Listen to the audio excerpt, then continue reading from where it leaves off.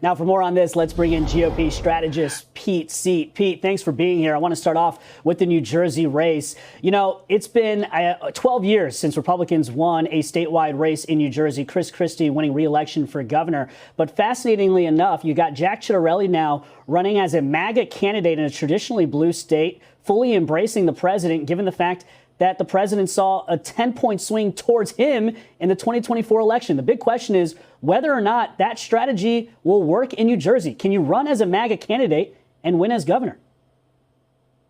That's absolutely right, Brian. The numbers moved in Donald Trump's direction from 2016 to 2024. He saw a larger share of the vote and he got more raw votes in his column as well. So while this might be improbable for Jack Ciattarelli to win, it is not impossible. What's going against him, though, is history. We have to look back to as far as 1981 when Republican Thomas Keene was elected governor to find a winning non-incumbent gubernatorial candidate who was from the same party as the sitting president. Of course, Ronald Reagan was president at that time. Ever since, New Jersey has opted to elect a governor of the opposite party of the president. But what Ciattarelli has going for him, not just that movement for President Trump between 2016 and 2024, but he has strong name identification. He is familiar with voters. He nearly toppled the current governor, Phil Murphy, the last go around, coming just 3.2 percentage points short.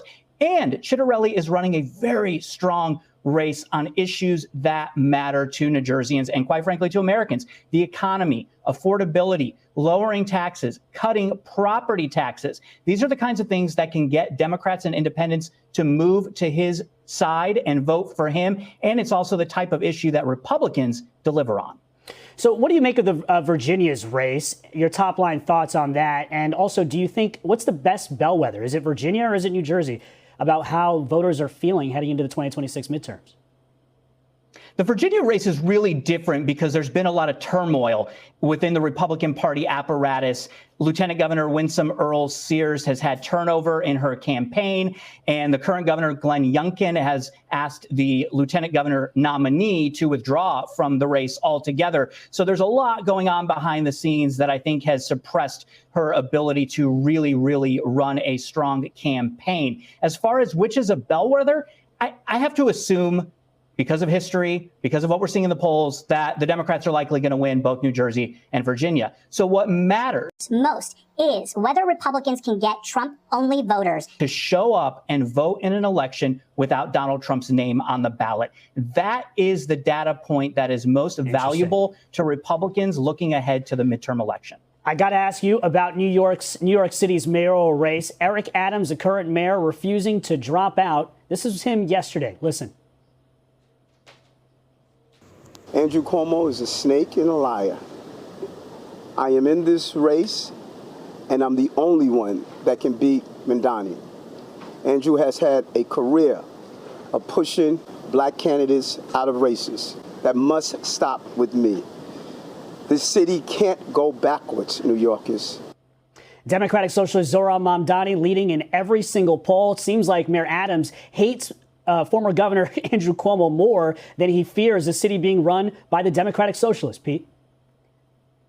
The downfall of many a politician is ego and hubris, and we see that with Eric Adams. Remember, this is someone who barely won the Democrat nomination his first time as a candidate. He couldn't get 50% of the vote. It ended up going to ranked choice, where he won 50.4%. He just squeaked by that time. And then he had to abandon his campaign for the Democratic nomination this year so that he did not have to suffer the indignity of certain defeat, and he pivoted to a general election campaign as an independent. This is arrogance on steroids and someone who just doesn't know when to quit.